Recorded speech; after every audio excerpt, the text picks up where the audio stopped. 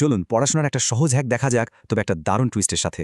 পড়তে বসলেই ঘুম পায় বা পরীক্ষায় নম্বর কম আসছে, এ সমস্যা কিন্তু অনেকেরই।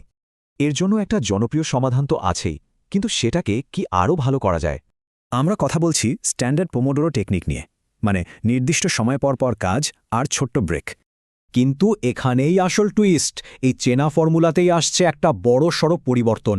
তো চলুন দেখে নিই বিজ্ঞানসম্মত পোমোডোরো টুইস্ট আসলে কি।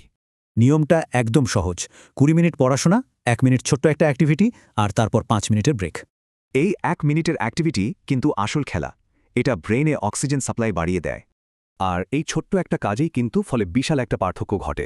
কতটা পার্থক্য? প্রায় ২৫%। মেমোরি রিটেনশন বেড়ে যেতে পারে এতটা। আর এটা শুধু মুখের কথা নয়, লাখ লাখ স্টুডেন্ট কিন্তু এটা ব্যবহার করে সফল হয়েছে। গ্রাফটা দেখলেই বোঝা যায় সাধারণ পদ্ধতির থেকে এই টুইস্ট কতটা এগিয়ে। মানে সামান্য একটা কৌশলেই পড়াশোনার একঘেয়েমি কেটে যেতে পারে, আর ফলাফল হতে পারে A+। সবচেয়ে ভালো ব্যাপার হলো এটা আজ থেকেই শুরু করে দেওয়া যায়।